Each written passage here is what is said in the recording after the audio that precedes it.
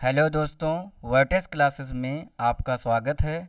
आज हम पढ़ने जा रहे हैं डीएलएड की मैथमेटिक्स सॉल्व पेपर। तो सबसे पहले बहुविकल्पीय क्वेश्चन करेंगे, उसके बाद लघु उत्तरीय और अति लघु उत्तरीय सॉल्व करेंगे।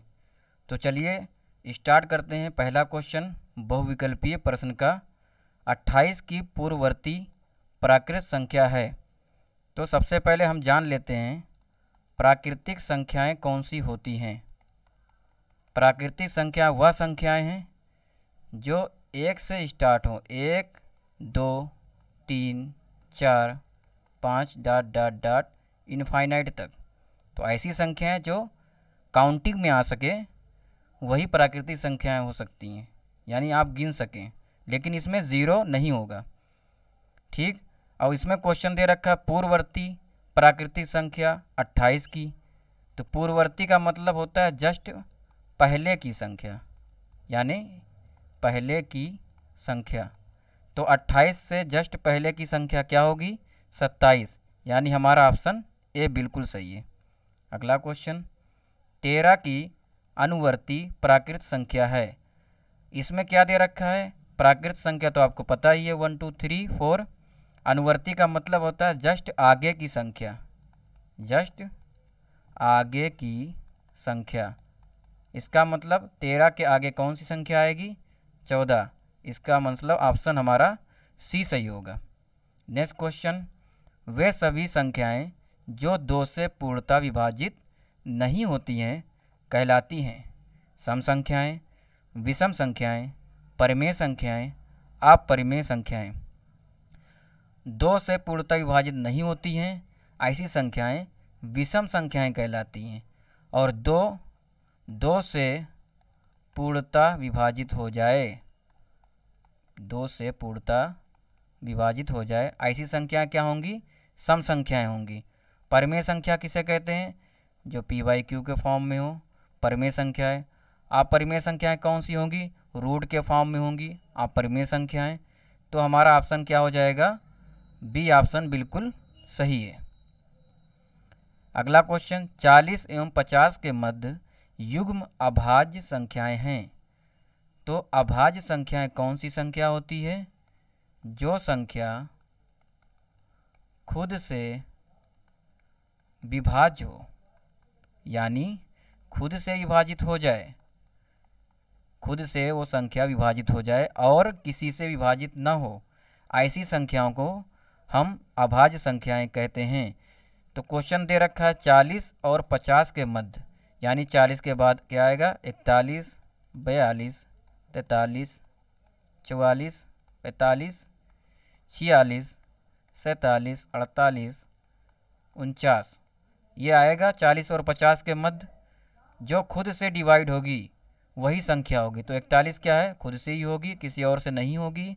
42 2 से हो जाएगी, तो ये नहीं होगी।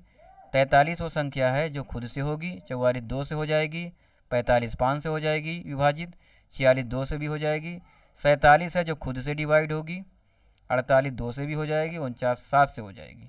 तो कितनी संख्याएं मिली हमारी? 41 43 और 47। इन दोनों के बीच में सिर्फ 3 ही संख्या ऐसी है जो अभाज्य संख्याएं हैं। अब हम ऑप्शन पे जाते हैं। ऑप्शन में सिर्फ 2 संख्या दे रखी है, 47 और 49। तो 49 तो है नहीं, गलत। 49 इसमें भी दे रखा है तो 49 ये भी नहीं होगा, इसमें भी 49 तो ये भी नहीं होगा। 41 और 43 दे रखा है तो ये ऑप्शन बिल्कुल सही है।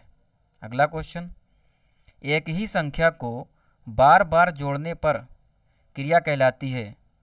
तो एक संख्या को हम अगर बार बार जोड़ेंगे, जैसे 2 को मैं अगर 3 बार जोड़ता हूँ तो क्या हो जाएगा? 6 हो जाएगा। और 2 को हम 3 से मल्टीप्लाई अगर करते हैं तब भी 6 हो रहा है। तो इसका क्या मतलब हुआ? जो बार बार जो हम जोड़ रहे हैं असलियत में वो क्या हो रहा है? गुणनफल कर रहे हैं हम। तो ऐसी क्रिया क्या हो जाएगी?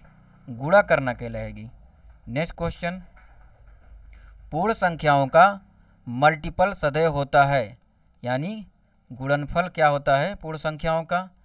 तो पहले तो ये जान लें पूर्ण संख्याएं क्या होती हैं।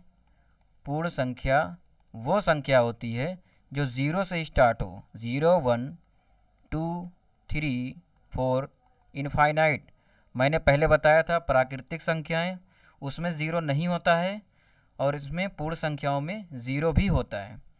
तो कह रहा क्वेश्चन कि पूर्ण संख्याओं का गुणनफल सदैव होता है। तो कोई भी दो संख्या तीन संख्या आप ले लीजिए, मल्टीपल करके देख लीजिए, तो जो भी संख्या आ रही है वो हमारी पूर्ण संख्या में से ही आ रही है। तो इसका आंसर क्या हो जाएगा, वो हमेशा क्या होगा, पूर्ण संख्या ही होगी। अगला क्वेश्चन, बालकों को मूलभूत संक्रियाओं का ज्ञान दिया जाना चाहिए सूक्ष्म तथ्यों से, ऑप्शन में है, या रटाकर, लिखवाकर, स्कूल सामग्री से। तो इसका आंसर होगा स्कूल सामग्री से। बाकी रटाकर, सूक्ष्म तथ्यों से और लिखवाकर ये बिल्कुल गलत है।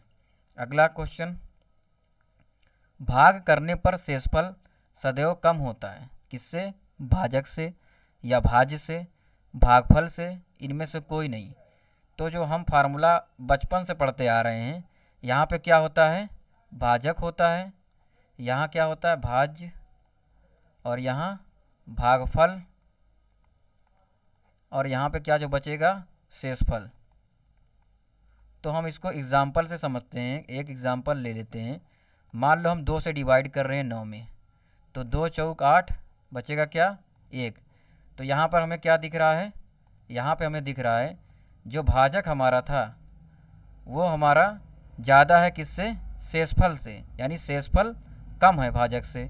इसमें यही दे रखा है कि भाग करने पर शेषफल सदैव कम होता है किससे, भाजक से। तो हमारा आंसर क्या हो जाएगा, आंसर हमारा आ गया ए ऑप्शन।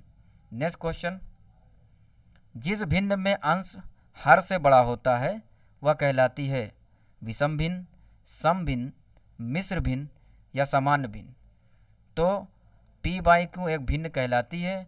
अगर p/q में p यानी अंश बड़ा होता है तो ऐसी भिन्न हम कहते हैं विषम भिन्न।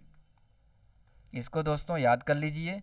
अगर p/q में p यानी अंश छोटा होता है तो ऐसी भिन्न को हम क्या कहेंगे, सम भिन्न कहेंगे। तो इसका आंसर क्या हो जाएगा, विषम भिन्न, ऑप्शन ए। नेक्स्ट क्वेश्चन, जब दो भिन्न में एक का अंश दूसरी का हर हो तथा पहली का हर दूसरी भिन्न का अंश हो तो वे आपस में कहलाती हैं इकाई भिन्न, मिश्र भिन्न, व्युत्क्रम भिन्न या ये सभी।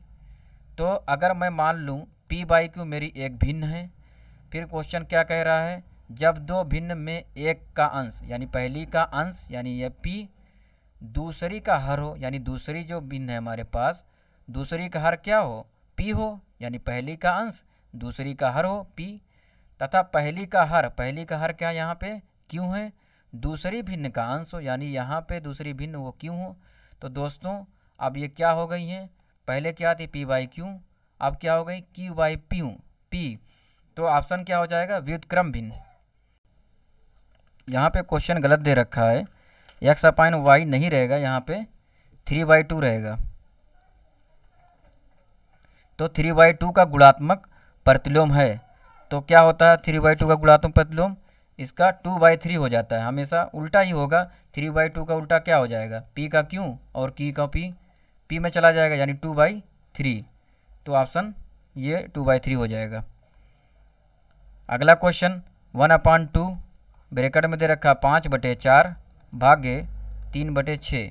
तो भाग जब हटाते हैं तो क्या होगा, पहले तो ब्रैकेट के अंदर जब सॉल्व करेंगे 5/4 लिखेंगे, भाग हटेगा तो गुणा हो जाएगा, और ये संख्याएं क्या होती हमारी, पलट जाती हैं, यानी ये 6/3 हो जाता है। जब भी हम भाग को गुणा में बदलते हैं तो अगली जो संख्या दे रखी रहती है वो पलट जाती है। इस तरह से हम इसको सॉल्व कर लेंगे। 3 दूना 6, 2 दूना 4, और 2 से 2 मल्टीप्लाई हो जाएगा, नीचे 4 आ जाएगा, ऊपर 5, यानी आंसर क्या हमारा हो जाएगा 5/4।